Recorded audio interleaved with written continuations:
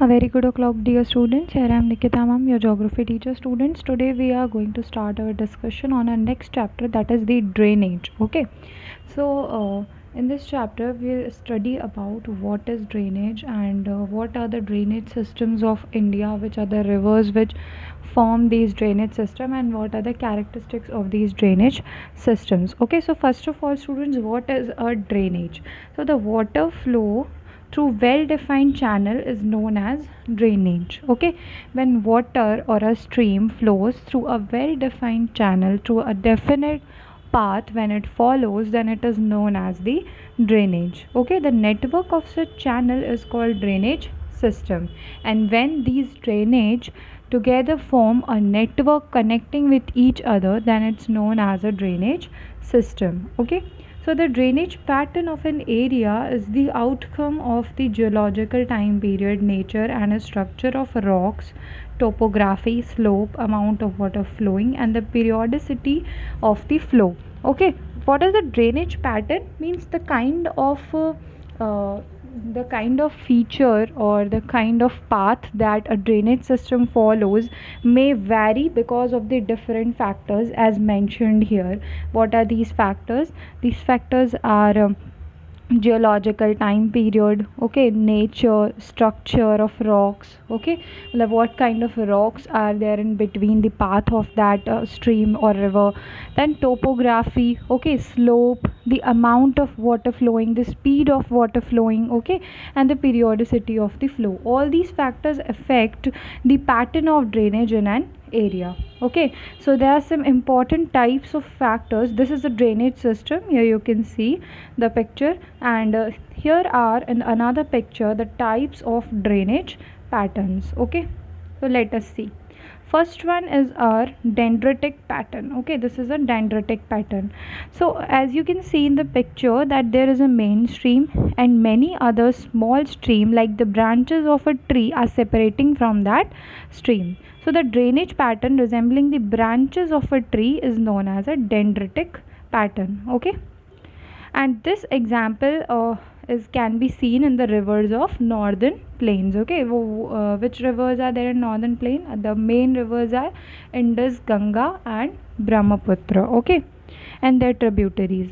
Now, when the river originates from a hill and flow in all directions, the drainage pattern is known as the radial pattern. So this one is a radial pattern. Here you can see where the source is one, okay, and from one source the stream flows into many directions, all the directions, then it's a radial pattern. Okay, third is when the primary tributaries of rivers flow parallel to each other and secondary tributaries join at right angles, the pattern known as trellis. Okay, this is a trellis pattern where streams are flowing parallel but joining, the tributaries are joining them at the right angles, then it forms a rectangular kind of pattern which is known as the trellis pattern. So these are three very important patterns. Others are when the river discharge their waters from all direction in a lake or depression, the pattern is known as a centripetal. See, here you studied a radial pattern from which what happens, from a point the water flows in all directions. Okay, the opposite of this radial pattern is the centripetal pattern, in which what happens that rivers come from all directions and drain their water into a single lake, okay, or depression, then it forms a centripetal. इसमें सारी direction से streams आकर अपना water एक जगह drain करती हैं. Okay, so this is a centripetal. Now the boundary line separating one drainage basin from the other is known as the watershed. Okay, the boundary which separates one drainage pattern from other, one drainage basin from other, this is known as the watershed. The catchments of large rivers are called river basins, while those of small rivulets and rills are often referred to as watersheds. Okay, means the areas drained by the large rivers are known as the basins, the river basin, whereas those from small rivulets or rills, means the small tributaries, are often referred to as watersheds. So watersheds are there's however a slight difference between a river basin and a watershed. Watersheds are small in area, while the basin covers large areas. Okay, so they are accepted as the most appropriate micro, meso or macro planning regions. Okay, means according to the presence of water, the planning happens in that area. Okay, that what use can it be taken into.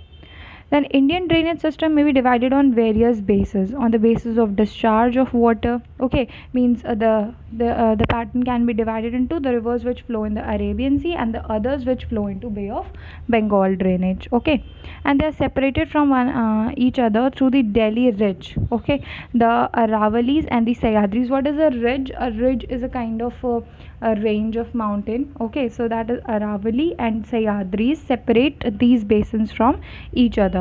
Okay, then 77% of the drainage are consisting of Ganga, Brahmaputra, Mahanadi, Krishna, etc. is oriented towards the Bay of Bengal. Means most of the rivers of northern plains as well as peninsular plateau flow from west to east, that is towards the Bay of Bengal. Okay, that is 77%. Whereas only 2 or 3 rivers are there which fall into the Arabian Sea. Okay, that is Indus, Narmada, and Tapi and Mahi. Okay, and the Periyar system discharge their waters into Arabian Sea. So these are the two important drainage patterns of India. Okay, so on the basis of size of watershed, they can be divided on the drainage basins of India are grouped into 3 categories.